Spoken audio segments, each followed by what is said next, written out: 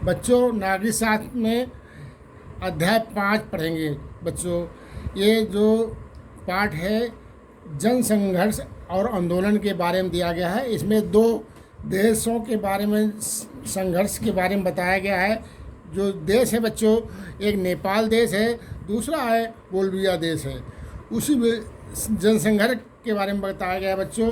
तो पाठ का नाम बता ही दिए हैं। तो नेपाल में लोकतंत्र का आंदोलन, लोकतंत्र के आंदोलन के बारे में नेपाल के बारे में बताया गया है कि लोकतंत्र आंदोलन नेपाल में लोकतंत्र 1990 के दशक में कायम हुआ, जिसके अंतर्गत राजा औपचारिक रूप से तो राज का प्रधान बना रहा, किंतु वास्तविक सत्ता जनता द्वारा चुने हुए प्रतिनिधियों के हाथ में आ गई थी।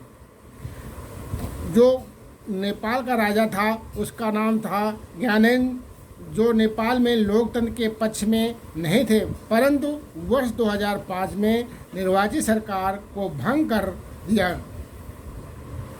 नेपाल की जनता ने राज सत्ता के विरुद्ध वर्ष 2006 माह अप्रैल में विद्रोह कर दिया था। बच्चों, नेपाल में जो आंदोलन हो रहा था सत्ता के बारे में, तो नेपाल में आंदोलन में सत्ता के विरुद्ध सभी राजनीतिक दलों ने मिलकर एक 7 पार्टी अलियांस बनाया। वहाँ की जनता ने सब मिलकर के एक जो पार्टी का नाम था बच्चों, उसका नाम था 7 पार्टी अलियांस बनाया। और वहाँ की जो राजधानी थी काठमांडू में 4 दिन के बंद का आह्वान किया। जब बंद का आह्वान किया था उसी समय 21 अप्रैल 2006 में राजा द्वारा 3 मांगे मान लिए जाने पर गिरिजा प्रसाद कोइराला को अंतिम सरकार का प्रधानमंत्री चुना। वो मांगे जो थी, पहली मांग थी गिरिजा प्रसाद कोइराला को अंतरिम सरकार का प्रधानमंत्री चुना गया था। दूसरी जो थी संसद की बहाली हुई थी। तीसरी जो मांग थी संविधान सभा का गठन करने की मांग की गई थी बच्चों नेपाल में।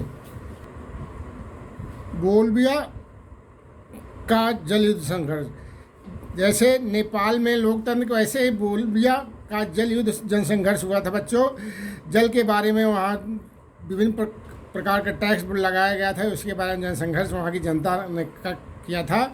जनसंघर्ष की भूमिका केवल लोकतंत्र की स्थापना की बोल्विया में लोगों द्वारा पानी के निजीकरण के विरुद्ध चलाए गए आंदोलन से साबित होता है। बोल्विया लातीन अमेरिका का एक गरीब देश है। जो बच्चों, अमेरिका एक अपना एक महाद्वीप है, उसी का एक छोटा सा देश है बोल्विया। लातीन देश है, इसकी राजधानी सुक्रे है। लोगों का गुस्सा इस बात को लेकर था कि विश्व बैंक ने सरकार पर नगर पालिका द्वारा की जा रही जलपूर्ति के अधिकार छोड़ने पर दबाव डाला, परंतु सरकार ने चंबा शहर में जलपूर्ति के अधिकार एक बहुराष्ट्रीय कंपनी को दे दिए, जिससे पानी की कीमत 4 गुना बढ़ा दी। जो बहुराष्ट्रीय कंपनी थी वो 4 गुना बढ़ा दी। लोगों का पानी की मासिक बिल 1000 रुपये तक पहुंच गया था, जबकि लोगों की औसत आमदनी 5000 रुपये थी। मतलब आमदनी से दुगुना, मतलब आमदनी बच्चों उससे भी उसको। जनवरी 2000 में श्रमिकों, मानवाधिकारों, कार्यकर्ताओं, नेताओं में ने एक गठबंधन बनाकर 4 दिन की हड़ताल की, जो सफल रही। सरकार ने तीसरी हड़ताल देखकर सरकार ने मार्शल लॉ लगा दिया, किंतु जनता के तेवर देख बहुराष्ट्रीय कंपनी के अधिकारी शहर छोड़कर भाग गए। सरकार को जनता की सारी मांगें माननी पड़ी। जलपूर्ति का अधिकार, पुरानी दरें पुनः नगर पालिका को सौंप दिया गया।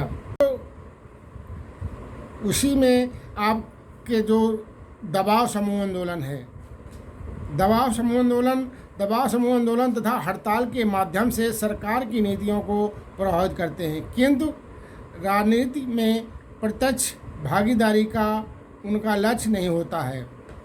बच्चों, दबाव समूह आंदोलन राजनीति को किस तरह से प्रभावित करते हैं।